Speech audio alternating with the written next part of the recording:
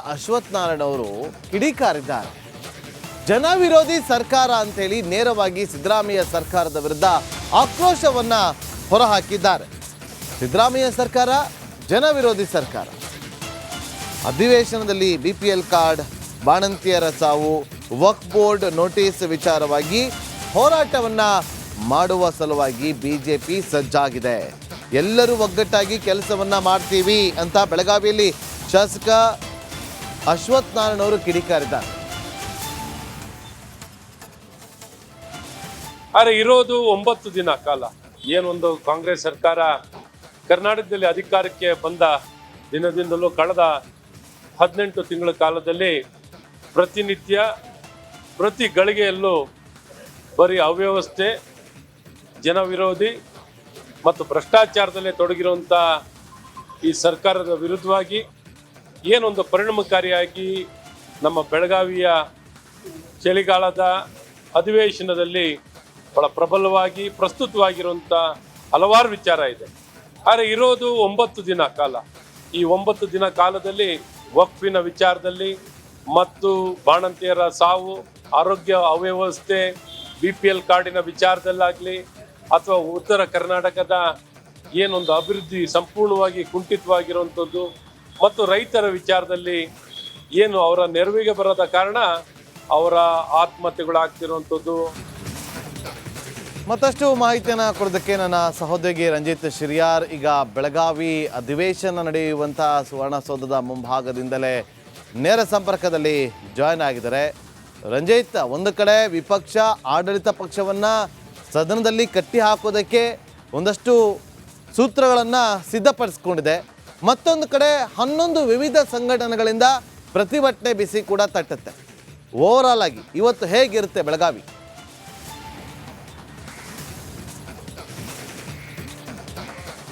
ಖಂಡಿತ Nagendra Babu, good morning. ನಾನೀಗ BIMS ಆಸ್ಪತ್ರೆ ಮುಂಭಾಗದಲ್ಲಿದ್ದೀನಿ. ವಿಜಯೇಂದ್ರ ಅವರು ಕೆಲವೇ ಹೊತ್ತಿನಲ್ಲಿ ಇಲ್ಲಿಗೆ ಬರ್ತಾರೆ ಅನ್ನೋ ಕಾರಣಕ್ಕೋಸ್ಕರ ನಾನಿದ್ದೀನಿ.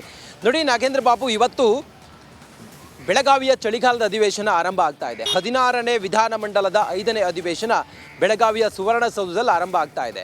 ಹಲವಾರು ವಿಚಾರಗಳು ಪ್ರತಿಪಕ್ಷಗಳು, ಆಡಳಿತ ಪಕ್ಷ ಸರ್ಕಾರ ಕಾಂಗ್ರೆಸ್ಸನ್ನು ಕಟ್ಟಿ ಹಾಕೋದಕ್ಕೆ ಆಡಳಿತ ಕಾಂಗ್ರೆಸ್ ಪಕ್ಷವನ್ನು ಕಟ್ಟಿ ಹಾಕೋದಕ್ಕೆ ಎಲ್ಲ ರೀತಿಯಲ್ಲೂ ಕೂಡ ತಯಾರಿಯನ್ನು ಮಾಡ್ಕೊಂಡಿದ್ದಾವೆ. ಹಾಗಾಗಿ ವಿಪಕ್ಷದ ನಾಯಕರುಗಳು ಆಲ್ರೆಡಿ ಬಂದಿದ್ದಾರೆ ಸುವರ್ಣಸೌಧದಲ್ಲಿ. ಇನ್ನೇನು ಕೆಲವೇ ಹೊತ್ತಿನಲ್ಲಿ ಚಳಿಗಾಲದ ಮೊದಲ ದಿನ ಆರಂಭ ಆಗುತ್ತೆ, ಅಧಿವೇಶನದ ಮೊದಲ ದಿನ ಆರಂಭ ಆಗುತ್ತೆ. ಇದರ ಜೊತೆಗೆ ಒಂದಿಷ್ಟು ಮೂಢ ಹಾಗೆ ಭೂಕಬಳಿಕೆ ವಿಚಾರ, ಬಾಣಂತಿಯರ ಸರಣಿ ಸಾವು ಸೇರಿದಂತೆ ಬಿಪಿಎಲ್ ಕಾರ್ಡ್ ವಿಚಾರ, ಈ ರೀತಿಯ ವಿಚಾರಗಳು ಒಂದು ಕಡೆಯಲ್ಲಿ ಚರ್ಚೆ ಆಗ್ತಾ ಇದ್ರೆ ಸದನದ ಒಳಗಡೆ ಸದನದ ಹೊರಗಡೆ ಸುಮಾರು 11 ಸಂಘಟನೆಗಳಿಂದ ಇವತ್ತು ಪ್ರತಿಭಟನೆ ಇದೆ.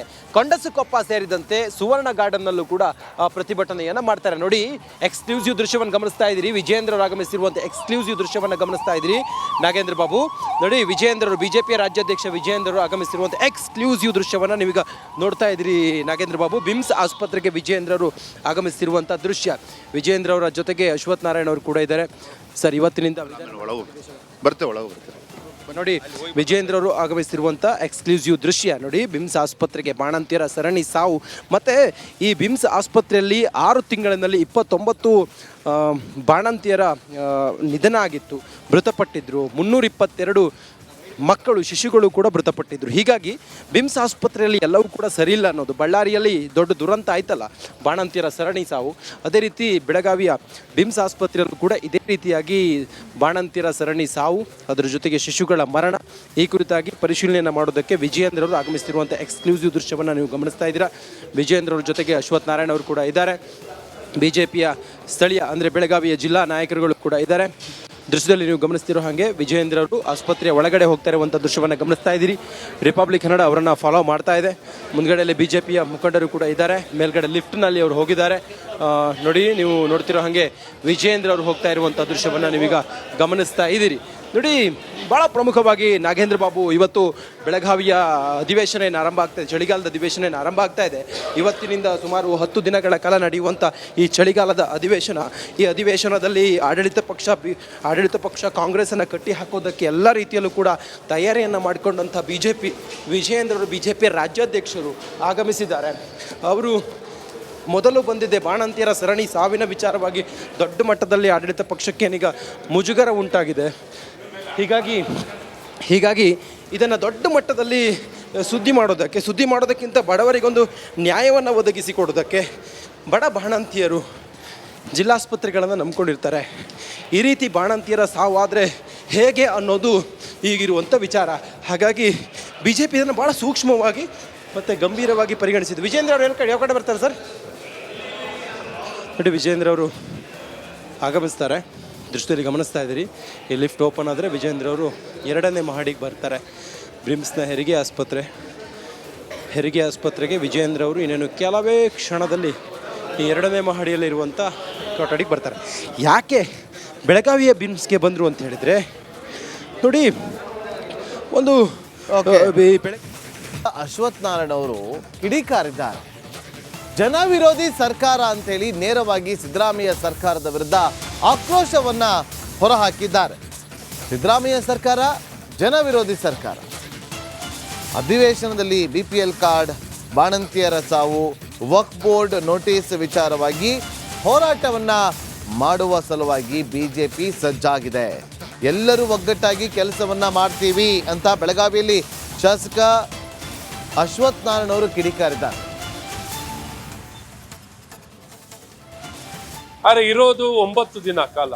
ಏನೊಂದು ಕಾಂಗ್ರೆಸ್ ಸರ್ಕಾರ ಕರ್ನಾಟಕದಲ್ಲಿ ಅಧಿಕಾರಕ್ಕೆ ಬಂದ ದಿನದಿಂದಲೂ ಕಳೆದ 18 ತಿಂಗಳ ಕಾಲದಲ್ಲಿ ಪ್ರತಿನಿತ್ಯ ಪ್ರತಿ ಗಳಿಗೆಯಲ್ಲೂ ಬರೀ ಅವ್ಯವಸ್ಥೆ, ಜನ ವಿರೋಧಿ ಮತ್ತು ಭ್ರಷ್ಟಾಚಾರದಲ್ಲೇ ತೊಡಗಿರುವಂಥ ಈ ಸರ್ಕಾರದ ವಿರುದ್ಧವಾಗಿ ಏನೊಂದು ಪರಿಣಾಮಕಾರಿಯಾಗಿ ನಮ್ಮ ಬೆಳಗಾವಿಯ ಚಳಿಗಾಲದ ಅಧಿವೇಶನದಲ್ಲಿ ಬಹಳ ಪ್ರಬಲವಾಗಿ ಪ್ರಸ್ತುತವಾಗಿರುವಂಥ ಹಲವಾರು ವಿಚಾರ ಇದೆ.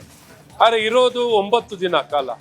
ಈ 9 ದಿನ ಕಾಲದಲ್ಲಿ ವಕ್ಫಿನ ವಿಚಾರದಲ್ಲಿ ಮತ್ತು ಬಾಣಂತಿಯರ ಸಾವು, ಆರೋಗ್ಯ ಅವ್ಯವಸ್ಥೆ, BPL ಕಾರ್ಡಿನ ವಿಚಾರದಲ್ಲಾಗಲಿ ಅಥವಾ ಉತ್ತರ ಕರ್ನಾಟಕದ ಏನೊಂದು ಅಭಿವೃದ್ಧಿ ಸಂಪೂರ್ಣವಾಗಿ ಕುಂಠಿತವಾಗಿರುವಂಥದ್ದು ಮತ್ತು ರೈತರ ವಿಚಾರದಲ್ಲಿ ಏನು ಅವರ ನೆರವಿಗೆ ಬರದ ಕಾರಣ ಅವರ ಆತ್ಮಹತ್ಯೆಗಳಾಗ್ತಿರುವಂಥದ್ದು. ಮತ್ತಷ್ಟು ಮಾಹಿತಿಯನ್ನು ಕೊಡೋದಕ್ಕೆ ನನ್ನ ಸಹೋದ್ಯೋಗಿ ರಂಜಿತ್ ಶಿರಿಯಾರ್ ಈಗ ಬೆಳಗಾವಿ ಅಧಿವೇಶನ ನಡೆಯುವಂಥ ಸುವರ್ಣಸೌಧದ ಮುಂಭಾಗದಿಂದಲೇ ನೇರ ಸಂಪರ್ಕದಲ್ಲಿ ಜಾಯ್ನ್ ಆಗಿದ್ದಾರೆ.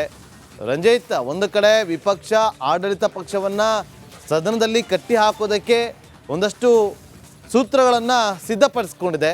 ಮತ್ತೊಂದು ಕಡೆ 11 ವಿವಿಧ ಸಂಘಟನೆಗಳಿಂದ ಪ್ರತಿಭಟನೆ ಬಿಸಿ ಕೂಡ ತಟ್ಟುತ್ತೆ. ಓವರಾಲ್ ಆಗಿ ಇವತ್ತು ಹೇಗಿರುತ್ತೆ ಬೆಳಗಾವಿ?